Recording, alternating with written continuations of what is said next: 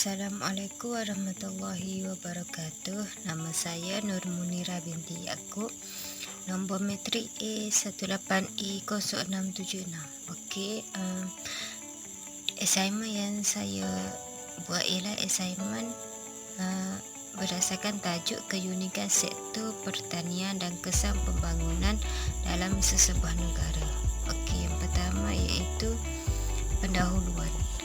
Dalam pendahuluan, pertanian merupakan salah satu sektor yang sangat penting dalam sesebuah negara, termasuklah Malaysia. Hal ini kerana iklim dan cuaca di negara tersebut membolehkan tanaman-tanaman itu boleh hidup subur dan seterusnya boleh mengeluarkan hasil yang menguntungkan. Selain itu, sektor pertanian ini juga berkembang disebabkan faktor semula jadi seperti mempunyai tanah yang kaya dengan mineral, corak taburan hujan yang baik dan bekalan air yang mencukupi untuk pertumbuhan tanaman. Kini juga komoditi yang besar dalam negara Malaysia ada dan merupakan tunjang kepada hasil keuntungan negara. Seterusnya iaitu isu atau permasalahan. Isu yang pertama iaitu musim tengkujuh.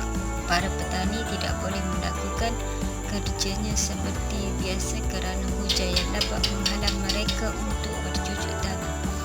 Isu yang kedua iaitu perubahan suhu. Dalam sektor ternakan, kesan daripada perubahan iklim memberi pengaruh terhadap tumbuhan akibat hutan ditebang. Seterusnya, sambungan pertanian penting kerana mempunyai hubungan dengan ciri-ciri suhu.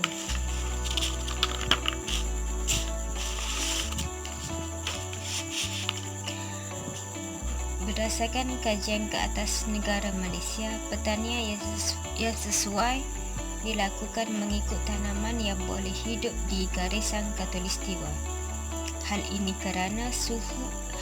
kerana cuaca di negara tersebut ialah panas dan lembap sepanjang tahun.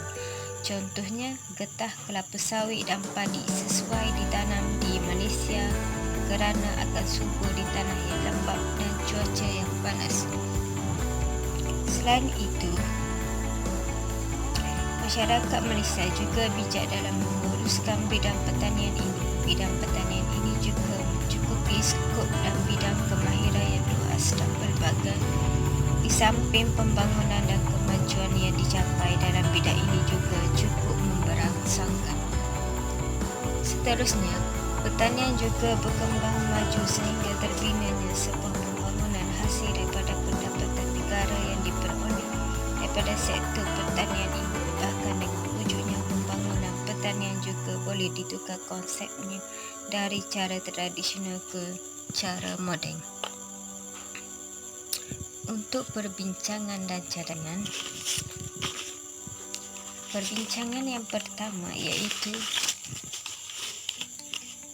dalam melaksanakan laporan individu ACS 3043 Agrobusiness, saya telah memilih untuk mengkaji soalan 2 iaitu menjelaskan keunikan sektor pertanian dan kesan pembangunan sesebuah negara beserta dengan contohnya yang bersesuaian. Pertama sekali, saya ingin menerangkan bahawa sektor pertanian ini sangat penting dalam ekonomi negara serta penting juga dalam memenuhi keperluan asas.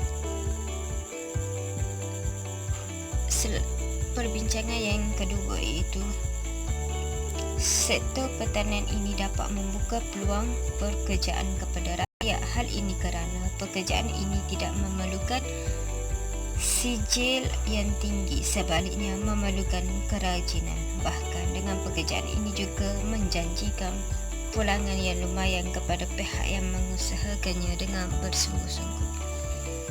Untuk cadangan pula iaitu sektor pertanian iaitu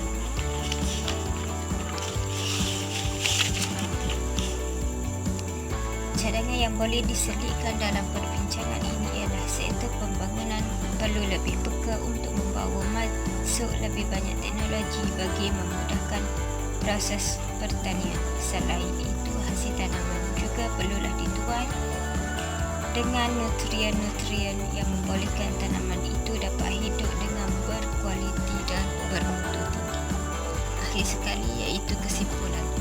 Dalam kesimpulan ini, kita dapat simpulkan bahawa Malaysia merupakan salah satu negara yang mempunyai suhu atau iklim yang sesuai untuk menanam tanaman yang boleh dijadikan sumber pendapatan negara. Seterusnya, secara rumusannya, sektor pertanian memainkan peranan penting dalam ekonomi negara melalui sumbangan kepada pendapatan negara dan perolehan ekspor serta mewujudkan peluang pekerjaan. Sekian, terima kasih daripada saya untuk presentation ini. Assalamualaikum.